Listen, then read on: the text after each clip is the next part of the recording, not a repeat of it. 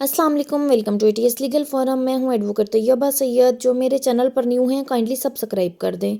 आज का हमारा टॉपिक है जी फॉल्स इम्प्रिजनमेंट, जो लॉ ऑफ टॉर्ट्स का एक इम्पोर्टेंट टॉपिक समझा जाता है। ठीक है, फर्स्ट ऑफ ऑल हम मीनिंग की बात करेंगे। False imprisonment is the unlawful restriction. False imprisonment का क्या मतलब होता है? हबस भेजा। ठीक है, फॉल्स इम्प्रिजनमेंट क्या है जी? गैर कानूनी तौर पर पाबंदी है जो किसी शख्स पर लगाई जाती है, और confinement of someone against their will, या किसी शख्स को उसकी इजाज़त के बगैर कैद में रखना। ठीक है, क्या कहलाता है? फॉल्स इम्प्रिजनमेंट कहलाता है। अच्छा जी, मीनिंग के बाद हम चलते हैं डेफिनेशन की तरफ कि डेफिनेशन हमें क्या बता रही है। False imprisonment has been defined as the total restrain of liberty. ठीक है, मुकम्मल किस्म की पाबंदी लगा देना किसी शख्स की आज़ादी पर, for however short a time, हत्ता कि ये मुख्तसर वक्त के लिए ही क्यों ना हो, विदाउट लीगल जस्टिफिकेशन और लॉफुल जस्टिफिकेशन। ठीक है ना, यानी बग़ैर किसी कानूनी जस्टिफिकेशन या जायज़ जो है जवाज़ दिए बग़ैर, जायज़ जवाज़ के बग़ैर अगर किसी शख्स को नज़रबंद किया जाता है, खा वो थोड़े टाइम के लिए ही क्यों ना हो। ठीक है, उसकी आने जाने पर, उसकी मूवमेंट पर क्या कर दिया जाता है? पाबंदी लगा दी जाती है। तो वो क्या कहलाएगी? फॉल्स इम्प्रिजनमेंट कहलाती है। ठीक है,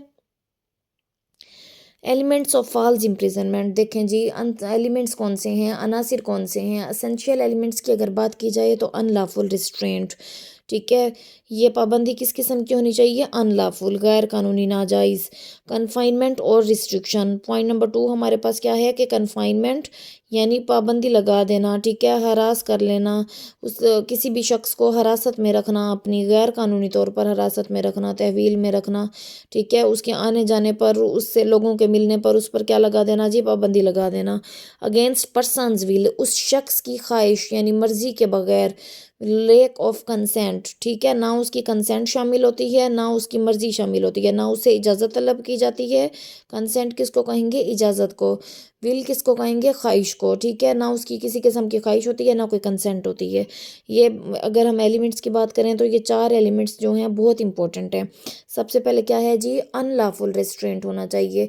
ठीक है, लॉफुली नहीं हो, अनलॉफुली हो। तो रिस्ट्रिक्शन कौन सी हो जी? कन्फाइनमेंट होनी चाहिए। ठीक है, अनलॉफुली रिस्ट्रिक्शन लगाई जाए किसी शख्स पर, फिर उसे क्या, उसके बाद क्या किया जाए? उस शख्स को कुछ टाइम के लिए डिटेन कर लिया जाए, डिटेंशन में रखा जाए।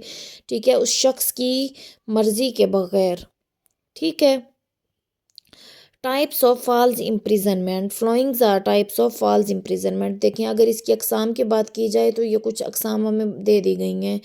नंबर 1 है जी फिजिकल रिस्ट्रेंट, जिस्मानी तौर पर पाबंदी लगाना किसी शख्स पर। It is considered that wrongful confinement और फॉल्स इम्प्रिजनमेंट, ये समझा जाता है कि हबस भेजा is limited to physical restraint, कि सिर्फ जिस्मानी रुकावट पर ही मुश्तमिल है। ठीक है ना, कि अगर किसी शख्स को जिस्मानी तौर पर, उसकी हरकत व सकनात पर, ठीक है, उसकी मूवमेंट पर, फिजिकल मूवमेंट पर अगर कोई पाबंदी लगा दी जाती है तो उसी को हम फॉल्स इम्प्रिजनमेंट कहते हैं। लेकिन ये कॉन्सेप्ट गलत है। ठीक है, however the reality is that, ताहम रियलिटी क्या है जी? It includes any unjustified limitation of a person's freedom of movement. ठीक है, किसी शख्स पर गैर कानूनी तौर पर, उसकी हरकत पर, ठीक है, उसकी फ्रीडम पर, उसकी आज़ादी पर किसी भी किस्म की क्या है जी? अनजस्टिफाइड, जिसका कोई जवाज़ ना हो, बग़ैर किसी जवाज़ के अगर कोई लिमिटेशन लगा दी जाती हैं तो उसे हम क्या कहेंगे? False imprisonment. ठीक है, ये सिर्फ फिज़िकल नहीं होगी, बल्कि फ़िज़िकल रिस्ट्रेंट के अलावा इसकी और भी कई अक़साम हैं। ठीक है, फॉर एग्ज़ाम्पल लॉक्ड रूम। देखें जी, अगर एक कमरे में किसी शख्स को बंद कर दिया गया है, ठीक है, उससे ना किसी को मिलने दिया जाता है, ना वो कहीं बाहर जा सकता है, ना वो कहीं मूवमेंट कर सकता है, तो डेफिनेटली बात है ना, उसकी जो आज़ादी है वो ख़त्म हो गई है। उसी कमरे के अंदर अंदर तो वो चल फिर सकता है, लेकिन क्या है, उसकी मूवमेंट नहीं है। वो किसी से अपनी मशवरे का इजहार नहीं कर सकता, किसी से मशावरत नहीं कर सकता। ठीक है, अच्छा जी, नेक्स्ट है हमारे पास private and government detention. Concept of false imprisonment is applicable of both private as well as governmental detention. देखें जी, चाहे प्राइवेट हो या चाहे गवर्नमेंट डिटेंशन हो, किसी भी किस्म की डिटेंशन हो, कॉन्सेप्ट ऑफ फॉल्स इम्प्रिजनमेंट क्या है जी? दोनों पर एप्लीकेबल है, दोनों पर लागू होगा। ठीक है, नेक्स्ट है साइकोलॉजिकल क्वेश्चन। देखें पहले क्या था जी, फिजिकल रेस्ट्रेंट, अब हमें क्या बताया जा रहा है, साइकोलॉजिकल कोअर्शन, यानी दिमागी तौर पर। ज़रूरी नहीं है कि अगर किसी बंदे को बांध कर बिठा दिया जाए तो फॉल्स इम्प्रिजनमेंट में है, अदरवाइज़ वो नहीं है। अगर उसके दिमाग को तकलीफ पहुंचाई जा रही है, उसे ब्लैकमेल किया जा रहा है, तो भी क्या होगा जी, फॉल्स इम्प्रिजनमेंट में है। लेकिन वो उसकी कंडीशन क्या होगी जी, उसकी टाइप होगी psychological coercion. Psychological coercion involves manipulating और threatening someone to force compliance without physical restraint. ठीक है, यहाँ पर फिजिकल रिस्ट्रेंट तो नहीं होगा, लेकिन क्या होगा, दिमागी तौर पर उसे इमोशनल ब्लैकमेल किया जाएगा। ठीक है, for example extortion, demanding actions for release. देखें, उसे आज़ाद करने के लिए उससे मुतालबा किया जाएगा कि तुमने क्या करना है, मेरा ये कहना मानना है, अगर ये काम नहीं करोगे तो तुम्हें इस किस्म का थ्रेट हो सकता है। ठीक है, नेक्स्ट है जी false authority. False authority refers to a situation where someone falsely claims authority और pretends to have a legal right. देखें जी, फॉल्स अथॉरिटी का मतलब है कि अपनी ताकत का बेजा इस्तेमाल करना, गलत इस्तेमाल करना। ठीक है, किसी शख्स को अख्तियार नहीं है, लेकिन अख्तियार ना होते हुए भी वो क्या करे, उस अख्तियार को इस्तेमाल करे, तो वो क्या कहलाएगा, false authority. Resulting in harm और लॉस टू अनदर, जिसके नतीजे में क्या होगा, दूसरे शख्स को किसी भी किस्म का नुकसान पहुंच सकता है। ठीक है, किसी किस्म का ज़रर पहुंच सकता है। For example impersonating a police officer. अच्छा जी, नेक्स्ट हमारे पास पॉइंट है पीरियड ऑफ कन्फाइनमेंट, के कन्फाइनमेंट का कितना दौरानिया होना चाहिए। कितना दौरानिया होगा तो हम उसे फॉल्स इम्प्रिजनमेंट कंसीडर कर सकते हैं। ठीक है, as far as false imprisonment is concern, जहाँ तक फॉल्स इम्प्रिजनमेंट का ताल्लुक है, period of confinement is of no importance. ठीक है, पीरियड की क्या है, पीरियड ऑफ कन्फाइनमेंट यानी हरासत, किसी शख्स को हरासा करने का टाइम जो है वो कोई इम्पोर्टेंस नहीं रखता, तो कोई माने नहीं रखता। Even if confinement for short period can also be false imprisonment. ठीक है, हत्ता कि किसी शख्स को मुख्तसर तरीन टाइम के लिए ही क्यों नज़रबंद ना कर लिया जाए, उसे भी हम क्या कहेंगे, false imprisonment. Can also be false imprisonment, length of confinement can impact damages. देखें जी, जितनी ज़्यादा कन्फाइनमेंट होगी उतना ज़्यादा फॉल्स इम्प्रिजनमेंट, जितनी ज़्यादा होगी उतने ज़्यादा जो प्लेंटिफ है वो डैमेजेस क्लेम कर सकता है, जितनी कम होगी उसी हिसाब से डैमेजेस की रेशो भी चेंज हो जाएगी। ठीक है, अच्छा अब हम बात करते हैं नेचर की, कि ये किस किस्म का टोट है। ठीक है, फॉल्स इम्प्रिजनमेंट किस किस्म का टोट है। ये टोट की अकसाम में से ही एक किस्म है। ठीक है, और बहुत ही इम्पोर्टेंट है, और ये है जी इंटेंशनल टोट, नियतन इरादतन जो बेजा फेल कमिट किया जाता है उसको हम कहेंगे। ठीक है, इंटेंशनल टोट, false imprisonment is an intentional टोट। एग्जाम्पल्स हम देखते हैं, रॉन्गफुल अरेस्ट और डिटेंशन, किसी शख्स को बगैर किसी वजह के अरेस्ट कर लेना और नज़रबंद करना। होल्डिंग समवन कैप्टिव, ठीक है, किसी को अपने पास रख लेना बगैर किसी जवाज़ के।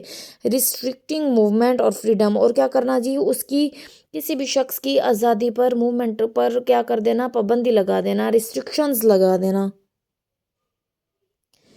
अच्छा जी, कुछ रेमेडीज़ हमारे पास अवेलेबल हैं लॉ ऑफ टॉर्ट्स में। Following remedies are available against false imprisonment. Number 1 है जी डैमेजेस। प्लेंटिफ क्या कर सकता है, डैमेजेस क्लेम कर सकता है, और डैमेजेस की शक्ल में होंगे कंपेंसेटरी या पनेटिव।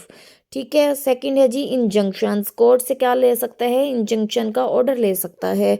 ठीक है, false imprisonment claims can also lead to criminal charges. देखें, डिफेंडेंट पर कौन से चार्जेस लगेंगे, कौन से इल्ज़ामात लगेंगे, मुजरिमाना इल्ज़ाम लगेगा। ठीक है, अब हम बात करते हैं डिफेंसेस की।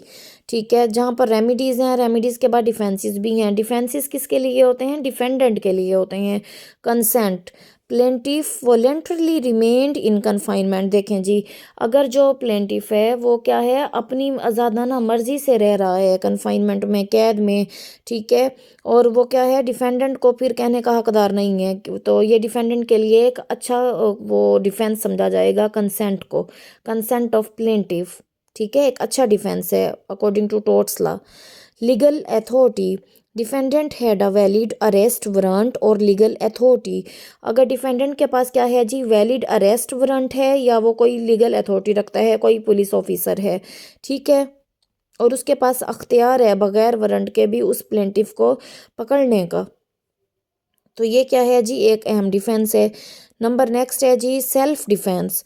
सेल्फ डिफेंस देखें, अगर प्लेंटिफ जो है वो आपको किसी किस्म का नुकसान पहुंचा रहा है, डिफेंडेंट को किसी किस्म का नुकसान पहुंचा रहा है, तो नतीजे में डिफेंडेंट ने क्या किया, डिफेंडेंट ने सेल्फ डिफेंस के लिए, ठीक है, आने वाले नुकसान से बचने के लिए, खदशे से बचने के लिए, आने वाले खतरे के खदशे से, उसे आने वाले खतरे का खदशा था, ठीक है ना, उस खतरे से बचने के लिए उसने क्या किया जी, प्लेंटिफ को अपने पास नज़रबंद कर लिया। तो ये भी उसके पास क्या है, सेल्फ डिफेंस भी क्या है, एक अहम रीजनेबल प्रोटेक्ट उसके लिए प्रोटेक्शन के लिए डिफेंस है, सेल्फ प्रोटेक्शन के लिए डिफेंस है, ठीक है। Defendant reasonably believed confinement necessary for self protection. Confinement यानी हिरासत ज़रूरी जब समझी जाए सेल्फ प्रोटेक्शन के लिए, तो इसे क्या किया कहा जाएगा, सेल्फ डिफेंस कहा जाएगा। फिर है जी plaintiff's actions to contributed in confinement. In short, we can say that personal liberty has been guaranteed by almost every constitution। हर आइन के मुताबिक, हर कॉन्स्टिट्यूशन के मुताबिक, हर कानून के मुताबिक क्या है जी, हर शख्स आज़ाद है, ठीक है, वो आज़ादाना तौर पर इधर उधर घूम फिर सकता है, उसे बात करने की आज़ादी है, उसे रिहाइश की आज़ादी है, वगैरह वगैरह, ठीक है, ये उसके निजी हकूक़ में से एक हक है। False imprisonment is a wrongful act under torts law. ज़ाहिर है जब उसकी मूवमेंट पर किसी किस्म की कोई पाबंदी लगा दी जाएगी तो डेफिनेटली बात है वो आइन की खिलाफ वर्जी हो रही है, कानून की खिलाफ वर्जी हो रही है, ठीक है। तो फॉल्स इम्प्रिजनमेंट क्या है जी, रॉन्गफुल एक्ट है। क्यों, किसके तहत, टोर्ट्स लॉ के तहत फॉल्स इम्प्रिजनमेंट को रॉन्गफुल एक्ट कंसीडर किया जाता है। होप सो आपको आज का टॉपिक समझ आ गया होगा।